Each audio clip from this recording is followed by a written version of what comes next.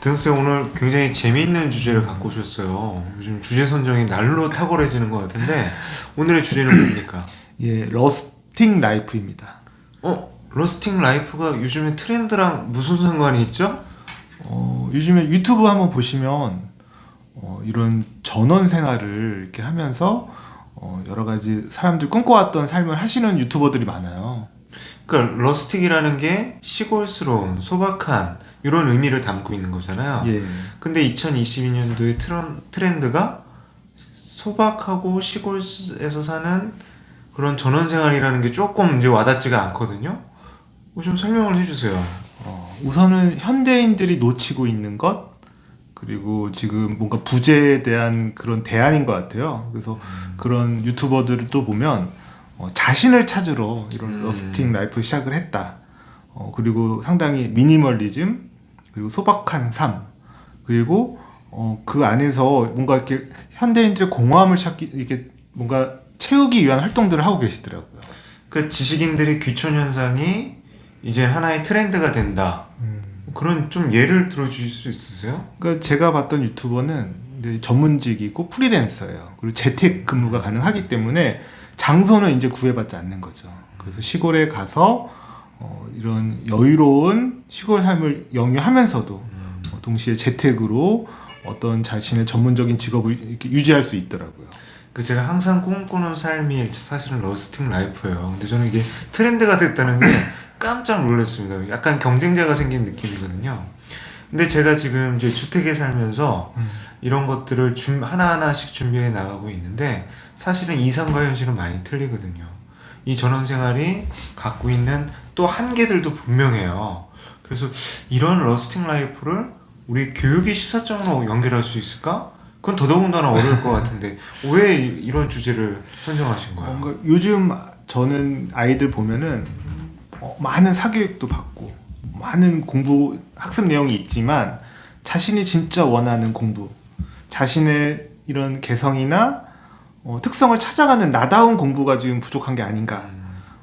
그래서 그리고 특히나 이런 경쟁 교육보다는 개인 맞춤 교육의 방향에 있어서 러스팅 라이프랑 꼭지가 약간 닿아 있지 않을까라는 생각이 듭니다. 그래요. 그래서 실제로 인천의 이제 뭐 도서 지역 같은 경우도 어떤 소규모 학교들이 갖고 있는 강점, 그리고 거기서 누리는 어떤 자연과의 만남, 이런 것들 때문에 의미 있는 뭐 이렇게 가족들이 그러니까 의미 있는 가족들이 아니라 의미 있는 생각들을 가진 가족들이 이렇게 집단으로 이주하시고 또 그 학교를 작은 학교를 활성화시키는 사례들도 있거든요. 근데 저는 여기서 이제 하나 좀 짚고 넘어갈 것은 과거에는 러스팅 라이프가 정말 자연인 같았을 것 같아요. 쉽지가 않았어요. 근데 지금 현재 러스팅 라이프 교육에서 소규모 학교들이 맞춤형 학습과 자연과 조화로운 교육을 할 수 있는 이유 뭔지 아세요? 우선은 이런 학교 자체에 되게 스마트해졌다. 예, 그쵸. 공간 구성이나 인터넷망이라든가 학습 자료 공유라든가 이런 정보를 되게 쉽게 접근할 수 있는 시대가 아닌가 싶어요. 네, 맞습니다. 그러니까 디지털 기술들이 발전하고 학생들이 어떤 소규모 학교나 이제 자연과 조화로운 삶 속에서 누리는 그런 혜택들이 이제 더 이상 도시의 학생들과 다르지 않다라는 거죠. 그러니까 오히려 플러스가 된다는 거네요. 그럼 저희가 도심에 있는 학교들의 학생들, 우리 학교 교육 현장에 시사하는 바가 뭐가 있을까요? 그러니까 저는 이제 서울시 교육청에서 이제 아까 말씀하신 것처럼 이런 시골에 있는 학교와 유학 뭐 약간 교환 학교 학기를 가서 공부하고 오는 걸 교류 학습을 많이 인정하고 있고 거기에서 이제 우리 아이들이 가장 채워오는 건 감성 그리고 자연 그리고 이제 관계 맺기가 아닐까. 그러니까 도시에 정말 바쁘고 하루하루가 뭔가 이렇게 당장 해야 될 그런 것들을 잠시 내려놓고 시골에서 자연도 느끼고 우리 아이들과 좀 더 이렇게 이런 체험 활동을 하면서 뭔가 좀 관계 맺기를 좀 수월할 수 있지 않을까라는 생각이 들었습니다. 그러니까 러스팅 라이프가 갖고 있는 가능성이 그거일 것 같아요. 저희가 과거에 이제 교육이 획일화된다라는 문제, 그리고 요즘에 어떤 4차 산업혁명 시대조차도 식상해질 만큼 빠르게 변화하고 있는 이제 디지털 전환 속에서 인간이 갖고 있는 고유한 특성과 장점이 무엇이냐 그걸 찾는 것을 이제 자연과 연결되고 인간다움 이제 휴먼 터치로 가져가잖아요. 그런 것들을 키우기 위한 교육과 그리고 또 그 삶들이 굉장히 의미가 있다. 그래서 우리 대성생 같은 경우는 굉장히 도시적인 남자잖아요. 나중에 어떻게 전원으로 돌아가실 생각은 없으세요?